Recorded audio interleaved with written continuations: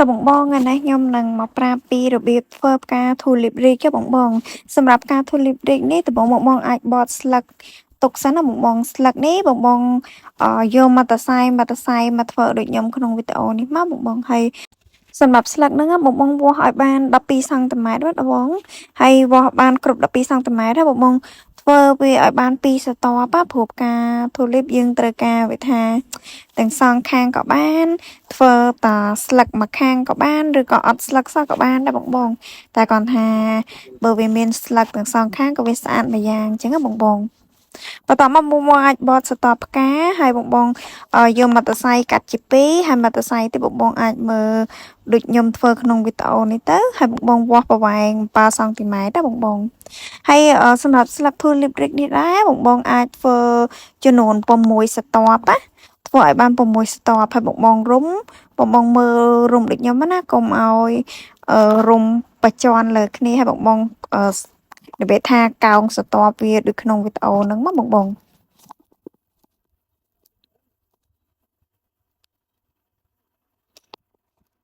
ចូលបងធ្វើមួយមើលមួយណាហើយបើសិនជាឧទាហរណ៍វីដេអូវាលឿនពេកបងអាចខារៀងយឺតក៏បានដែរព្រោះបើសិនជាខ្ញុំដាក់ពេញហ្មងវាវែងបងនាទីវាវែងពេកណាចាំបងធ្វើតាមខ្ញុំមកហើយបង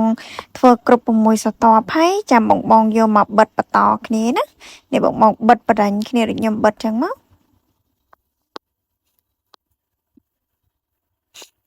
យីរំស្លឹកនេះហើយបងបិទម្ដងមួយឲ្យបានគ្រប់4ស្រទាប់ណាអូ sorry បងឲ្យបានគ្រប់5ស្រទាប់នេះបងបិទតាមវីដេអូនឹងបដាញ់តិចមកចូលបងបិទទៅបងព្យាយាមបាញ់កាវល្មមបានណាបងកុំឲ្យវាហៀកាវពេកឬក៏កុំឲ្យវាតិចពេកបើតិចពេកខ្លាចវាអត់ជាប់បើហៀពេកវាអត់សូវឃើញស្អាតណានេះបងបិទឲ្យគ្រប់5ស្រទាប់ដូចខ្ញុំហើយបងយកស្នូលផ្កាបងយកស្នូលផ្កាមកបិទចេះហើយបងបិទបញ្ចប់វាដូចខ្ញុំបិទក្នុងវីដេអូនេះមកចាំបងបិទព្យាយាមវាថាដាក់ឲ្យស្មើហើយស្នូលផ្កាបងអាចខិតលើតិចទៅដើម្បីឲ្យឃើញវាថាវារៀងវែងបានល្អចាំបងនេះហើយទាញស្ទប់វាបន្តិចទៅហើយបងបើសិនបិទអត់ស្មើអីសារ៉េឲ្យវាស្មើបានណាហើយបងបិទហើយបងអាចរុំវាថារុំតងបងដែលបងរុំបដាញ់វាមកហើយរុំបដាញ់បច្ឆិតណាហើយបងអាកន្លែងខ្ញុំមុននឹងខ្ញុំរុំហ្នឹងខ្ញុំកាត់វាបងខ្ញុំកាត់វានៅសល់តែមួយសរសៃទេព្រោះបើយើងទុកច្រើនពេកវាពិបាកហើយនេះបងពេលបង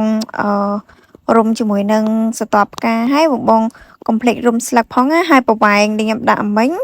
ដូចជា7សង់ទីម៉ែត្រនេះបងឲ្យដាក់ឲ្យចំអាកន្លែងប្រឡោះផ្កាហ្នឹងមកចាំបងរុំតាមខ្ញុំមកនេះបង complete ទាញស្លឹកផ្កាហ្នឹងបង